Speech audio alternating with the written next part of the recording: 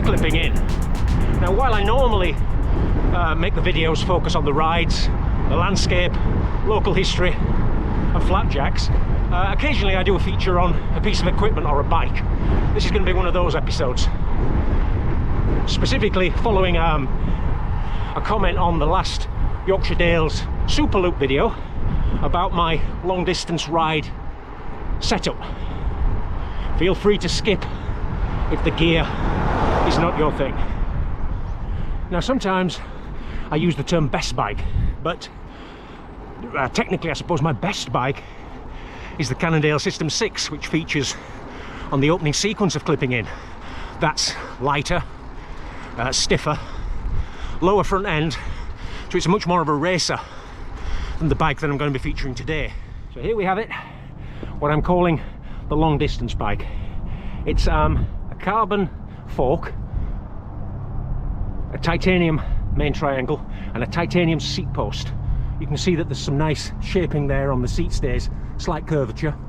You'll also notice that the head tube is quite long.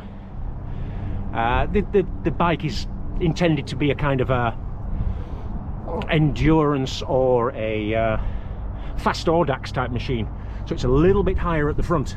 You can see that even with my distance position I have the stem slammed, as they call it nowadays, but that's fine. I've left the spaces there because if I want to do anything lightweight touring, bike packing, I can always shift those spaces and make the front end a little higher. But this basic position is quite a bit higher at the front than what I'm used to.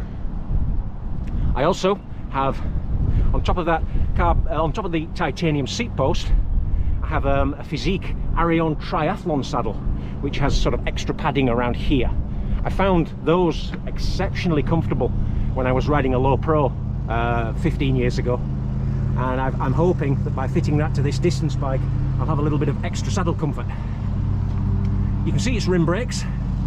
You can see that I have a compact on there, 50/34 chain set, and I have a new addition on the back. At the weekend I had 11/28 cassette, but I've now got an 11/32 to help me on those big climbs, given that I'm underpowered and overweight nowadays. I need all the help I can get. So yeah, a 32 sprocket should make all the difference on things like Kidstones and the other monsters that the Yorkshire Dales have in store.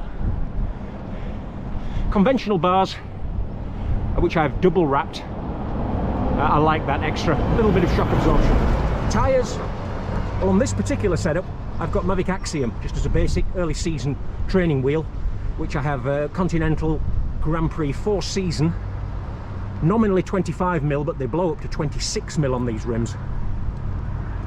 In a month or two, when the road grit and everything else has been washed off, I'll switch onto a pair of Mavic Siriums, which are a little bit lighter, and I will run Continental Grand Prix 5000s on there. I also have the option of digging out a pair of my old Mavic Cosmic Carbon racing wheels, which are compatible with 11-speed Shimano, and I can put Grand Prix 5000s on there, and then I have a pair of fast wheels for best. There's a lot of voodoo surrounding frame materials. I mean, certainly things like titanium has all these reputations about being smooth, shock absorbing and so on, but over the years I've had steel, aluminium carbon hybrids and all carbon, and I would say that they all have slightly different characteristics because it comes down to the geometry, the angles, the frame building, the tyres that you're running them, tyre pressures and so on. But I do feel there is a difference with this titanium bike compared to, say, my steel Geos Compact Pro. So yeah, I mentioned the Geos Compact Pro, which is a typical 90s Italian design with 74 parallel seat and head tube, as opposed to this, which is closer to 73 parallel. And the Geos also has a very short wheelbase with short chainstays, which makes it punchy and responsive, more so than this bike, which is a longer wheelbase for that sort of fast audax thing. And also this also has clearance for mudguards should I ever want to do any lightweight touring on it. So it's not just down to the material, it's not just down to titanium versus steel, It's down to the angles, the geometry, the frame design. I mentioned weight earlier in relation to the System 6. This bike with pedals and cages weighs 9 kilograms ready to ride. With the lighter Syrian wheels on, that goes down to about 8.7. But compared to the System 6, that's probably about 8.2. So there's a pound or half a kilo difference there. It doesn't sound a lot, and I mean personally, the sort of condition I'm in now, I'm not going to worry about half a kilo when I've got 15 or 20 kilos to lose from myself.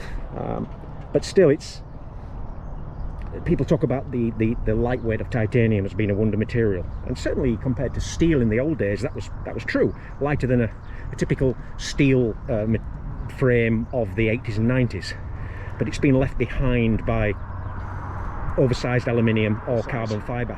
There's a modern trend towards running 28, 30, 32 mil road tires because people are using disc brakes. This you can fit, because of that fast Audax geometry, you can fit 28s on there, as long as they're not very large 28s like some of the Schwalbe tires. I find that the 28, and on certain rims they'll blow up to 30. But if I was to fit Continental Grand Prix 5000s, I could get a 28 in here. But I'm quite happy in terms of the ride quality running 25s, 26. I find there's enough compliance in the frame, the forks, the seat post, that I never really feel that it's a hard ride. I do appreciate on the gravel bike the advantages of discs, definitely. But over the years I've never, as far as dual pivot rim brakes are concerned on aluminium braking surfaces, I've never really wanted for extra power, stopping power. So it's not high on my list of priorities. And I like the idea that with an Allen key, a cable and a set of brake pads, I can more or less overhaul a rim brake setup in the middle of nowhere. And I wouldn't feel confident trying that with hydraulic discs. I'd need a far bigger toolkit and a workspace, I think. I wouldn't do it at the side of the road.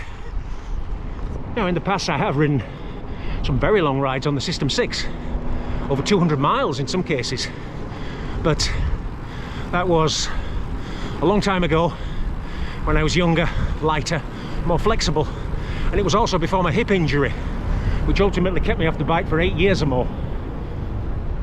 And that's why I think at this age, given a second chance at riding long, I'm paying a little bit more attention to ride comfort and to geometry and anything that can help me enjoy the longer rides in comfort, really.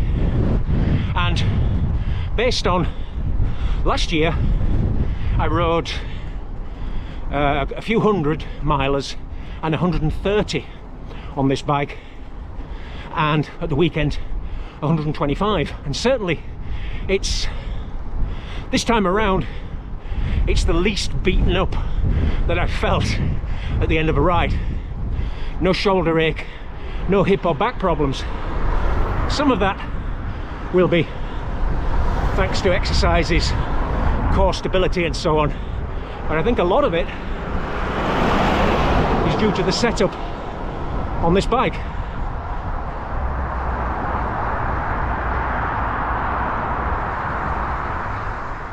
Well, I hope that's covered most of the important points about the bike. If I've missed anything and you really want to know, leave something in the comments and I'll certainly answer it. But for this bike-centric edition of Clipping In, it's goodbye for now, and see you out on a ride video next time. Goodbye.